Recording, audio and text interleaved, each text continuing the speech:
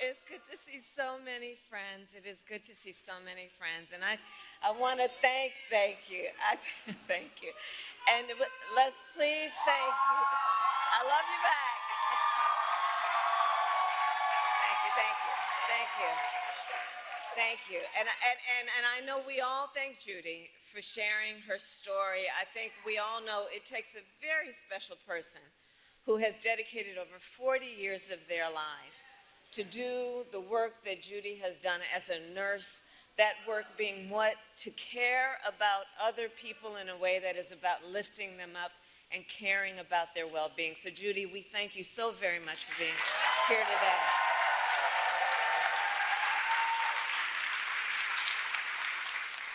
I want to recognize the incredible Governor Wes Moore.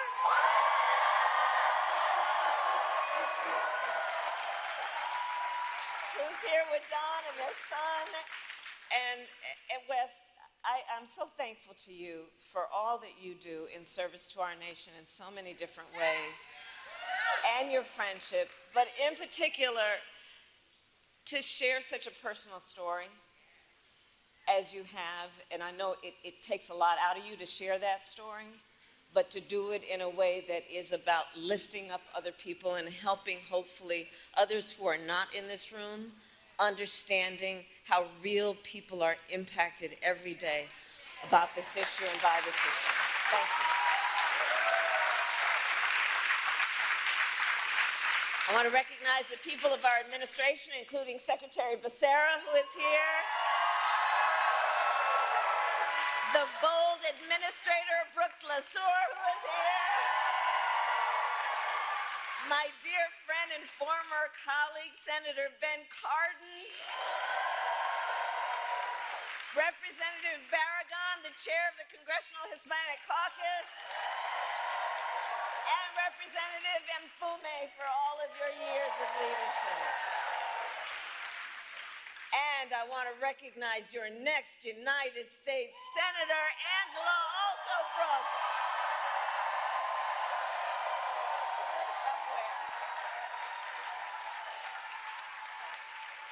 And I've worked with her over the years. I'm telling you, Marilyn, you're going to do a great thing when you send her to the United States Senate.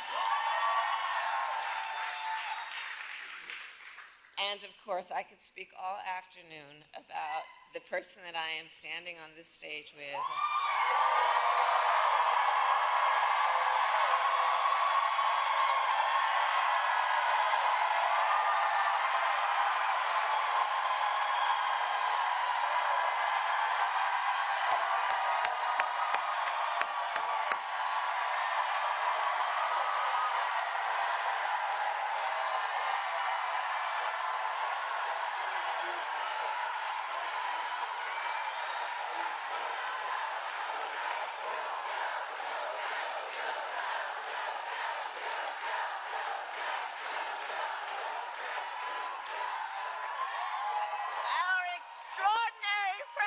Joe Biden.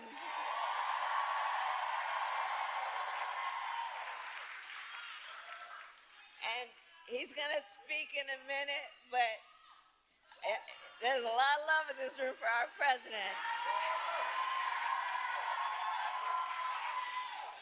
And I think it's for many, many reasons, including few leaders in our nation have done more on so many issues, including to expand access to affordable health care than Joe Biden.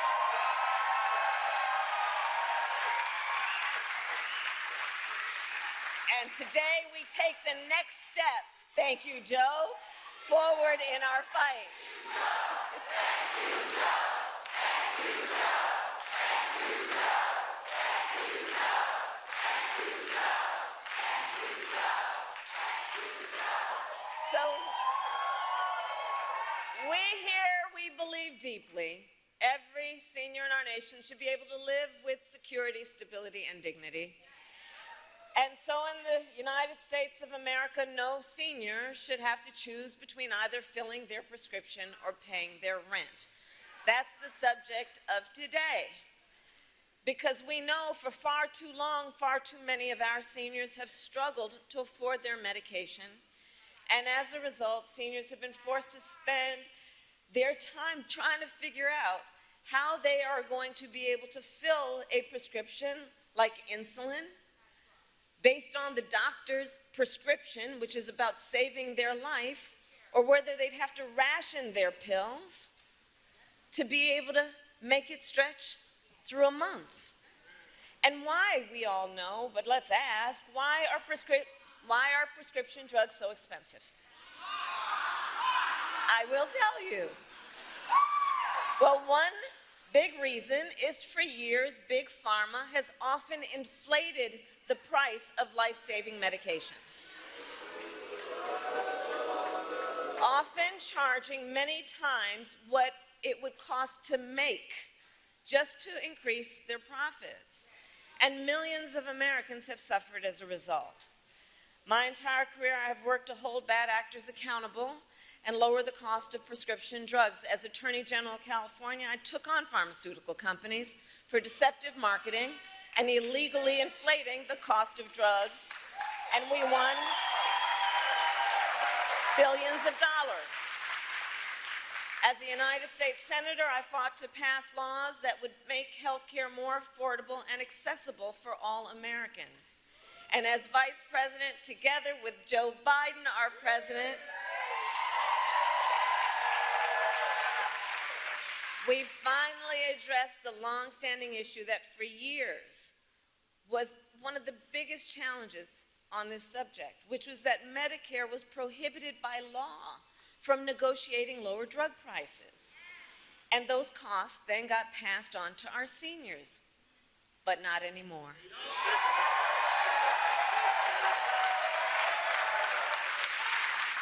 2 years ago, we gave Medicare the power to negotiate lower prescription drug prices for the first time in history. And here is why that matters. It is nearly impossible for a patient to negotiate lower prices by themselves. Just think about that. Somebody who needs the medication, who may be suffering from a serious illness, that they would by themselves be able to negotiate against a big drug company to lower that prices is virtually impossible. It's one person against a huge corporation. But Medicare represents more than 65 million people. And so Medicare has collective bargaining power. And now Medicare can use that power to go toe-to-toe with Big Pharma and negotiate lower drug prices.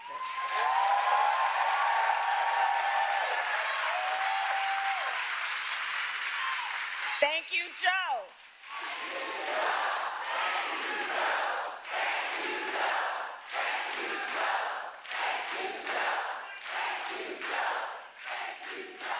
And this is to the benefit of not only tens of millions of people on Medicare, but also millions of Americans on Medicare who have long-term disabilities.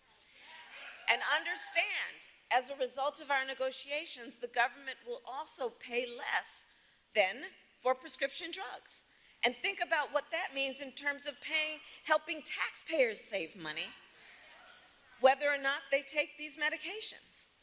So all of this is to say, 2 years ago as Vice President, I was proud to cast the tie-breaking vote that sent the bill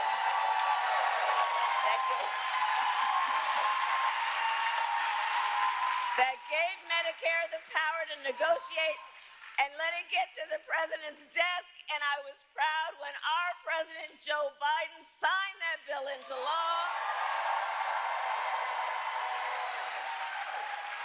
In the 2 years since, we've been using this new power to lower the price of life-saving medications, and now to announce the result of those negotiations. It is my eternal and great, great, great honor, I have to tell you, to serve with this most extraordinary human being and American and leader, our President, Joe Biden. We take care of their own. We take care of their own. Wherever this flag's flown, we take care of their own. From Chicago to New Orleans, from Memphis to the bone. Thank you, Kamala. Well, I love you guys, too. I've been waiting for this moment for a long, long time. First time I sponsored a bill to let Medicare negotiate the price of drugs was in 1973 as a freshman senator with a guy named Frank Church from the state of Idaho. Folks, I have an incredible partner. The progress we've made, she's going to make one hell of a president.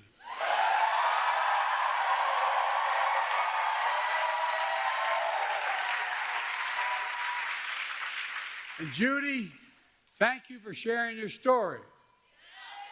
It's a really one for far too many Americans. People like my dad used to lay in bed at night when they lost his insurance as the company he worked for, staring at the ceiling, literally, and you've all experienced, you know people who have experienced this, wondering, what in God's name happened if my wife gets breast cancer, or if I get sick, or my children get seriously ill? What happens? What in God's name, how can we pay for the drugs, prescription drugs? I'm serious, these are the discussions. You know it. Do we have enough insurance? Can we afford the medical bills? We'll have to sell the house to get a second mortgage. There are discussions that took place in my house and your house. Kamala and I both get it. We know it isn't just about health care. It's about your dignity. No, it's about your dignity. It's about peace of mind. It's about security. It's about taking care of your family. It's about giving folks just a little bit more breathing room. That's all. Look, I believe that health care should be a right, not a privilege in America. And Kamala and I are here today to make a major announcement on our efforts to lower the extraordinary high prescription drug prices. Before I do, I want to thank Governor Westmore and members of Congress. I served in the Senate for 270 years. I know I only look 40, but I'm a little bit older. The longest time I was too damn young because I was only about 29 when I got elected. Now I'm too damn old. But I'll tell you one thing in between. One of the finest, most decent men I've ever worked with. When I think of integrity, is Ben Cardin. Stand up, Ben. Stand up. I really mean it. I measure the people I work with by their integrity. He does what he says and says what he does. Look, folks, also, Nanette Barragan, for the longest time, she tried to pretend with me she was Irish, named Barragan. She's a great friend, and she's one of the great leaders in this country for the Hispanic community. Congressman Fume, where are you? Stand up, man.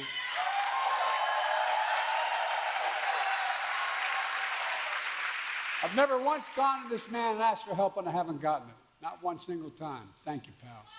Thank you. And you're soon to be senator.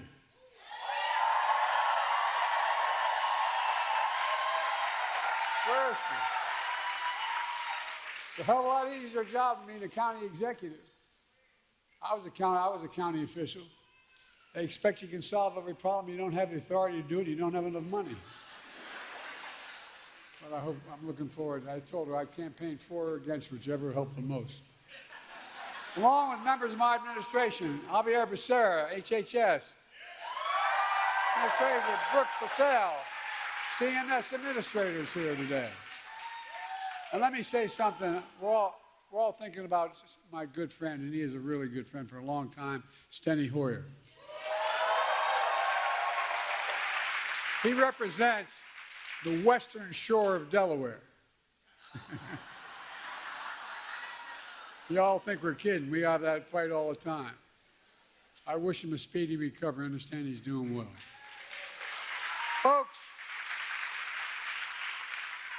this is a fight all of us have been fighting for a long time, taking on Big Pharma. We pay more for prescription drugs. It's not hyperbole. We pay more for prescription drugs than any advanced nation in the world. I could take you out on Air Force One, and if you have a prescription from a drug company in America, and fly you to Toronto, Canada, fly you to Paris, France, fly you to Belgium, fly you anywhere around the world, and get you the same prescription filled for the same company for 40 to 60% less than we pay for it here. Too many Americans can't afford the drugs they badly need for life and death. So they skip doses, cut pills in half, forego prescriptions entirely because the prescription drugs are totally unaffordable. The woman you all met, the nurse you just met, she's paid $900 a month. Well, guess what, man? She's going to pay nowhere near that. $9,000. She's going to pay, guess what? Beginning January, every single prescription drug she has, including, God forbid, if she needs a really expensive drug like a cancer drug. Maximum she ever has to pay is $2,000, period.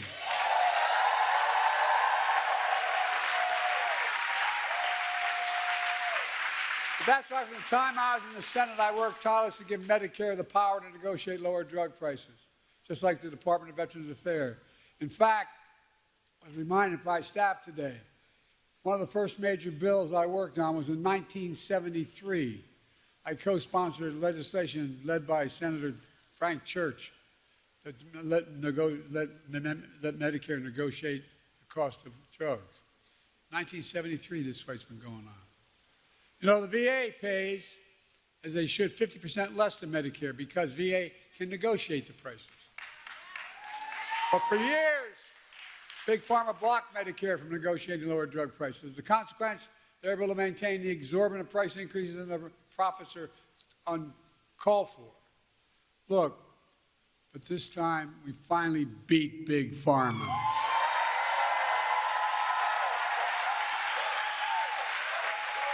And I might add, with no help from Republicans, not a single Republican voted for this bill, period, not one in the entire Congress. Now, the reason I say it is not to make a political point about them, if they have gotten their lesson, but guess what? They want to, the guy we're running against, what's his name? Donald Dump or Donald, whatever. They want to get rid of this, what we passed. They're fighting to get rid of what we've just passed. No, I'm serious. No help from Republicans passed the Inflation Reduction Act thanks to the tie-breaking vote of Kamala made it possible.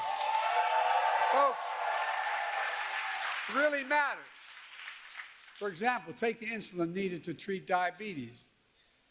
The guy who invented that insulin 100 years ago didn't put a patent on it because he wanted it to be available for everybody. He didn't even patent it. Well, guess you know how much it cost those companies to make that insulin? $10, T-E-N. That's the God's truth. $10, number one. Number two, to package it and ship it, you might get it up to $13. But they were charging up to $400 a month for it. But now they can't charge more than $35 a month.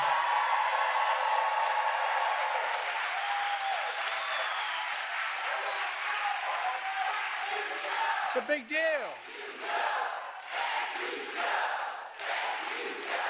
Oh, look, $35 a month. These guys still make enormous profits. That's 3 times what it cost them to make it. The initial legislation capped the cost for everyone who needed that insulin. How many of you know anybody needs insulin for diabetes? Raise your hand. Okay, well, guess what? The next 3 months we got here, I'm not leaving here, and Kamala, when she's president, going to make sure if we don't get it done, everybody should qualify for that $35 a month. Every American. I mean it. Folks, that's not all. The same law we wrote, means starting in January of this year, every senior in the United States of America, no matter what their cost of drugs, and like I said, some of these cancer drugs are $12,000 a year. Every single penny they spend, they never have to spend more than $2,000 a year for all drugs. All drugs. And we're going to fight to make sure everyone qualifies for that as well. Look, all together, our reforms not only save lives, but here's the point people don't talk enough about. It saves the taxpayers billions of dollars. What we've done so far will save the taxpayers over the next 10 years $160 billion. Taxpayers, lowering the debt. I mean it. Because they don't have to pay the exorbitant price that Medicare had to pay before. They're going to pay $35 instead of $400.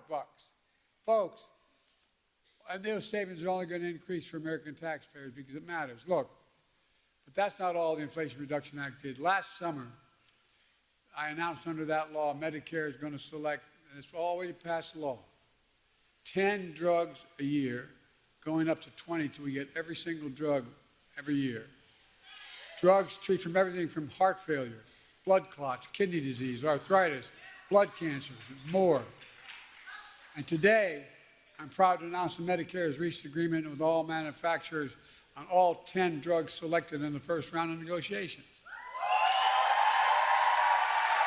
The new lower prices for all 10 drugs will go into effect in January of 2026, not this January, next January. Negotiations cut the price of these 10 drugs for Judy and others who are Medicare nearly 40 to 80%, depending which drug it is. Let me give you one example. Non-insulin diabetes drugs cost $530 a month. Some of you may know that. Guess what?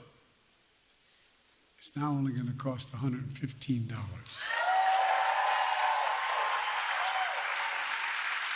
By the way, these new prices on 10 drugs will cumulatively mean $1.5 billion less out of pocket for patients to the drug companies. Lower copays for many of the 9 million seniors who take these drugs. But that's not all. We're also saving the American taxpayer because of the new changes, $6 billion a year, because Medicare won't have to pay out that much. Imagine that. $6 billion a year. But we could do that for child care and health care and so much more. We're just getting started. Under the law I signed, Medicare can negotiate lower prices for another 15 drugs next year, 15 the following, and 20 after that till every drug is covered.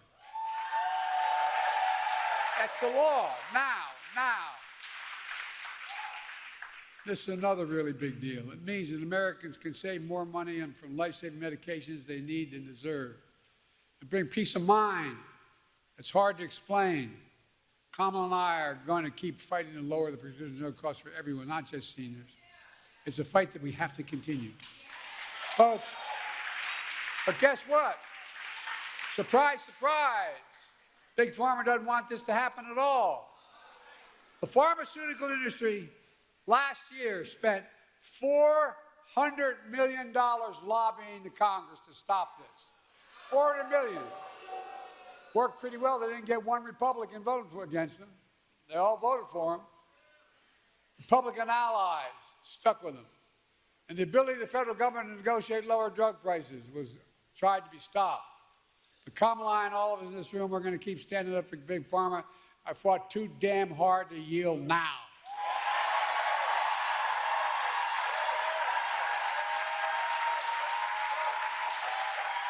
We're not backing down.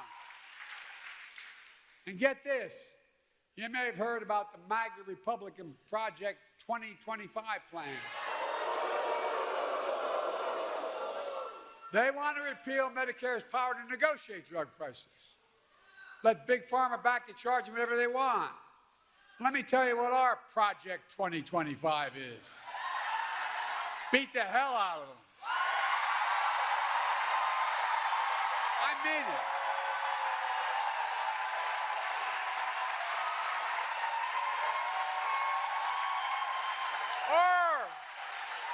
In January 25, total prescription drugs costs will be capped at $2,000, no matter how expensive they are. And some are expensive as $12 a year, $12,000 a month, I should say. Kamala Harris and Democrats in Congress will make sure that $2,000 cap covers everyone, not just seniors as well. Insulin costs just $35 for everyone, not just seniors. Our Project 25 will lower prescription drug costs for you, your families, instead of handing Big Pharma a big blank check. And look, And in the process, this is what we don't talk enough about, I don't think. In the process, we're going to save the taxpayer.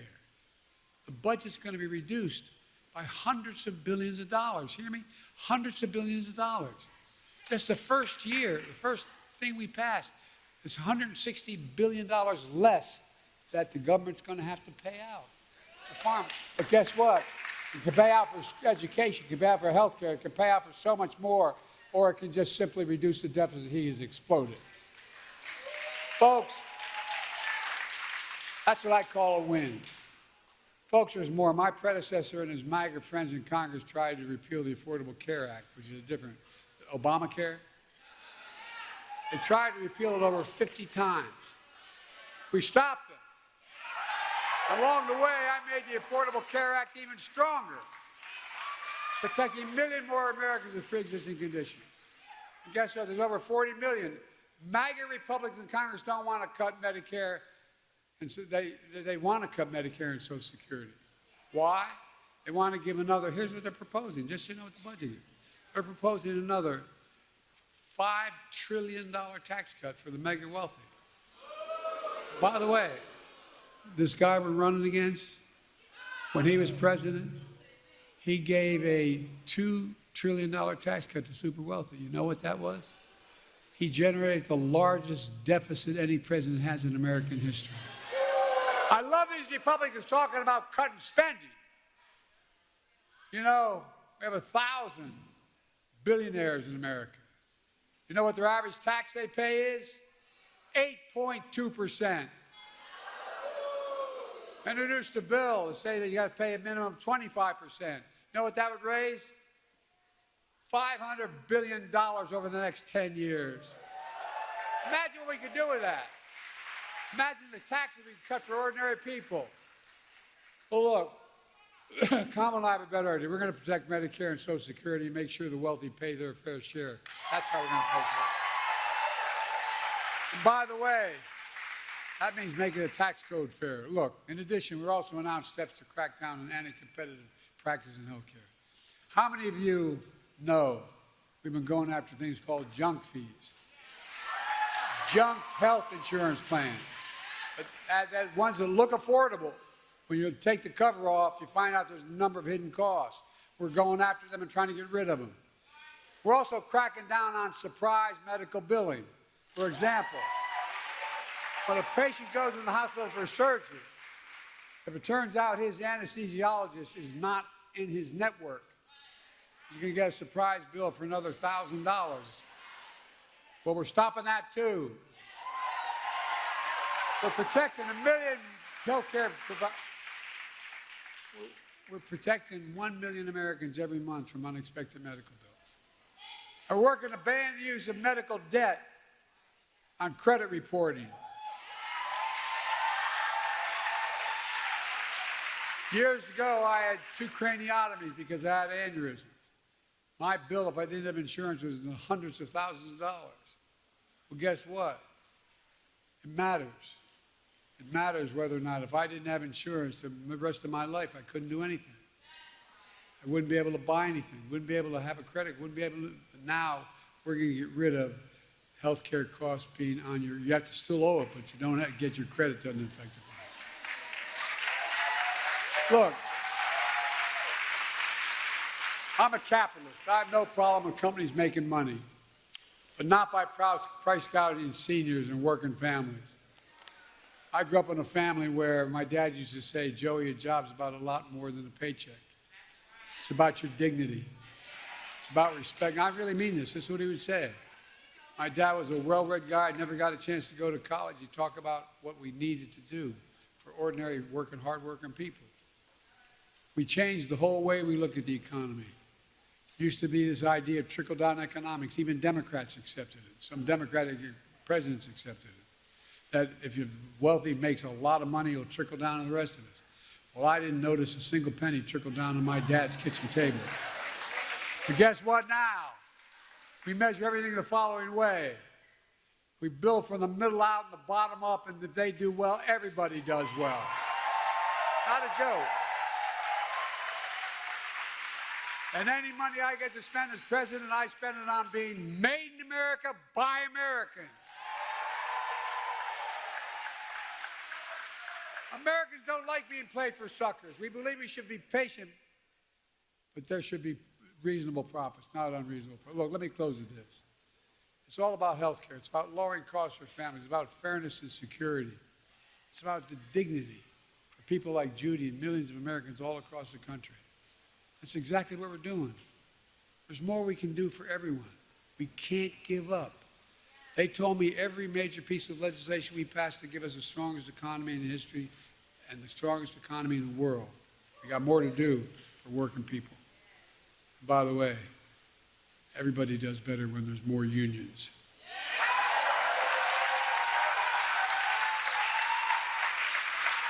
But we're finally getting it done. We can't stop now. We just have to remember who in the hell we are. We're the United States of America. There is nothing beyond our capacity in this country when we work together. Nothing. I'll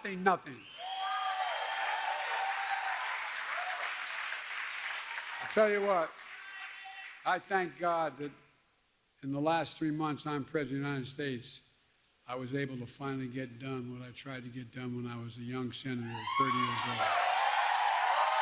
Thank you, God. Thank you. God bless you all, and may God protect our troops. Thank you.